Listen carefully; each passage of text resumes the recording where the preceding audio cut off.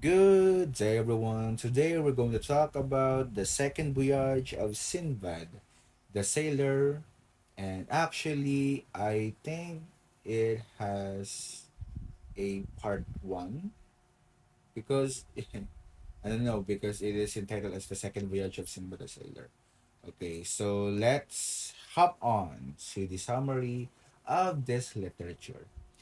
The next night, the porter indeed returns to find the company gathered again to hear of Sinbad's second voyage. Though wealthy after his first voyage, Sinbad eventually became restless of staying in one place, longing again for the sea. He set sail. The ship docked one day at a seemingly uninhabited island, and the sailors went out to explore. It being a lovely day, Sinbad fell into a nap. Unfortunately, he awoke to find he had been accidentally left behind. Again, on the island, he discovered a massive white orb and realized it was the egg of a giant, mythical dangerous bird called the Roc. Determined to get off the island, he hid amongst the nest until the rock landed and then strapped himself to the bird's leg. When it took flight again, it carried Sinbad to a valley far away.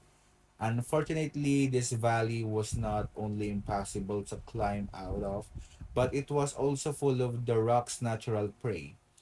Huge snakes that could swallow an elephant. Worst of all, Sinbad was running out of provisions. The valley floor was also covered with beautiful diamonds, though her value offered Sinbad nothing in his predicament. Luckily, he surmised that the snakes hibernated during daytime to avoid the rock. So he hid away at night. Growing weary, he tried to nap one day but was awoken by huge slabs of meat which were being thrown down from above. He suddenly remembered hearing stories of this place.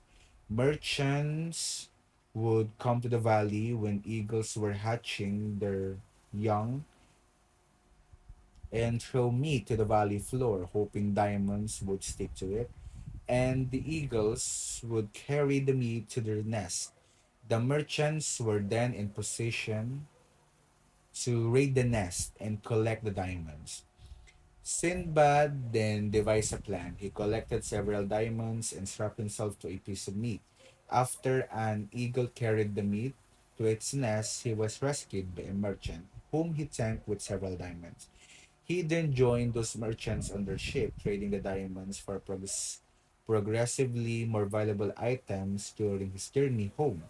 When he reached Baghdad, he was even richer than before. His second story completed. Sinbad gives the porter more money and then bids him return the following evening to hear of his third voyage. So actually, my reflection on this literature actually, in the second voyage of Sinbad, the sailor he embarks on an adventure filled with challenges and encounters with mythical creatures. This journey highlights themes of bravery and resilience as Sinbad faces the giant rock and the perils of the island. His experiences reflect the unpredictability of fate as he transitions from wealth to danger and back again. The tale emphasizes the importance of cleverness and resourcefulness in overcoming obstacles. Sinbad's returning to his home reinforces the notion that adventure often leads to personal growth and newfound wisdom. And for the analysis, we can use a real response here. In the written literature, we are drawn into a rich narrative that explores the tension between adventure and danger.